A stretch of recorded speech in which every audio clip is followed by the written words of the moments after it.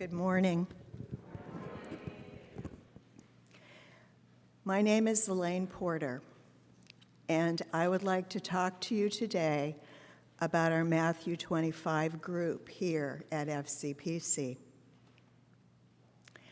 Matthew 25 is a movement started by our own presbytery, our denomination that calls on congregations to live out the church's mission through compassionate discipleship.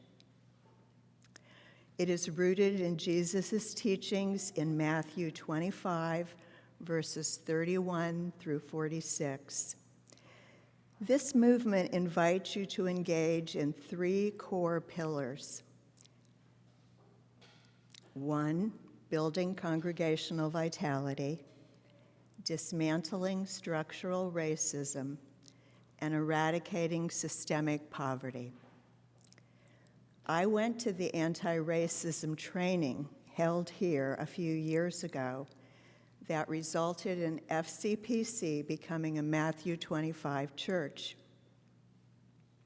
I became a member of the Matthew 25 group that meets on Sunday. Through discussions and readings, we dig deep into the issues that separate us. As a result, I began to look closely at the views I hold about people of color. I was raised in Canton, Ohio. My grandparents were immigrants. My father and both of my grandfathers worked in steel mills. They lived in communities with people of the same ethnicity, and they were very isolated. They didn't travel, they didn't have the money. They didn't go to college, it wasn't thought possible. My father didn't finish high school. He went straight to the steel mill and he worked there for 30 years. I do not tell you this to excuse their behavior, but to explain their circumstances. I love my family. My parents took good care of us. My father was a good provider. Their lives revolved around their nuclear family and their extended family. They were good people. They were church-going. They also had deeply held racist beliefs. I remember when I was about 6 years old, we lived next door to a black family. Our backyards were separated by a fence.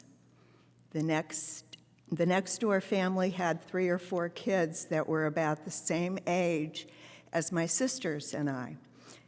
We would look at each other, smile shyly at each other, wave, and we made up games we could play over the fence. One day, my parents took me aside and said I was not to play with them any longer. No explanation, just a deep feeling that playing with them was very wrong.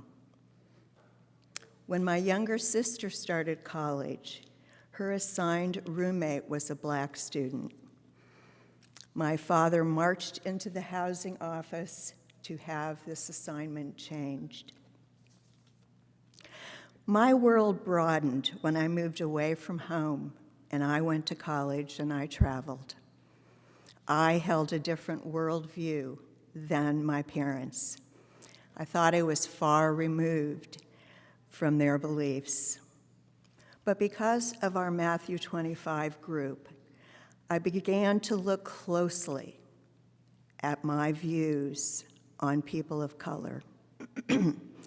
I caught myself a number of times making knee-jerk assumptions about people I had just met based on the color of their skin.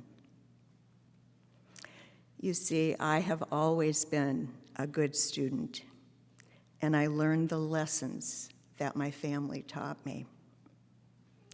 Because of our Matthew 25 group, I uncovered the residual racism that was still in my heart.